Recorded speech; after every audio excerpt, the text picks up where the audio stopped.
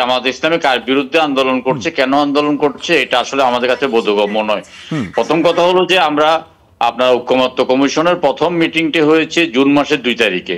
সেদিন 32টি রাজনৈতিক দলের প্রতিনিধির মধ্যে 26টি রাজনৈতিক দলের প্রতিনিধি বক্তব্য রেখেছেন। প্রত্যেকে বক্তব্য রেখেছেন যে আপনার ডিসেম্বরের মধ্যে নির্বাচনের বিষয় নিয়ে।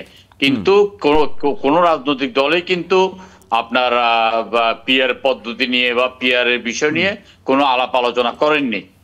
মানে কারো পক্ষ থেকে কিন্তু পিআর দাবিটা উত্থাপন করা হয়নি।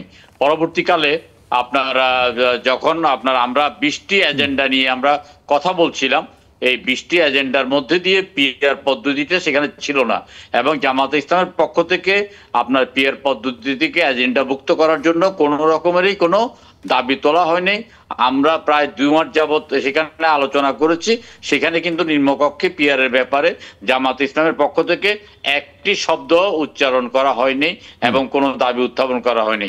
এমনকি গত পরশুদিন আমরা যখন প্রধান উপদেষ্টা মহোদয়ের সাথে মিটিং করেছিলাম, 32টি রাজনৈতিক দল, তার মধ্যে 3টি রাজনৈতিক দল বক্তব্য রেখেছেন, এনসিপি, জামাত এবং বাংলাদেশ জাতীয়তাবাদী দল।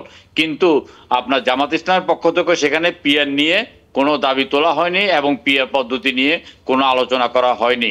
সুতরাং এখন এইটা জামাত ইসলাম দ্বিচারিতা করছেন পিআর পদ্ধতি নিয়ে। কারণ পিআর পদ্ধতি নিয়ে আমরা আপনার তত্ত্বাবধায়ক সরকারের আমলেও কখনো কোনো দাবি করিনি। আমরা 3টি নির্বাচন করেছি।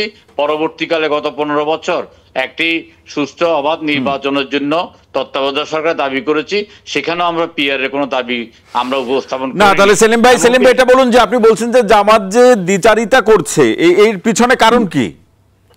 জামাত দ্বিচারিতা করছে। জামাত একদিকে 300 আসনে প্রার্থী ঘোষণা করেছেন, প্রার্থী সহ আপনার তারা একদম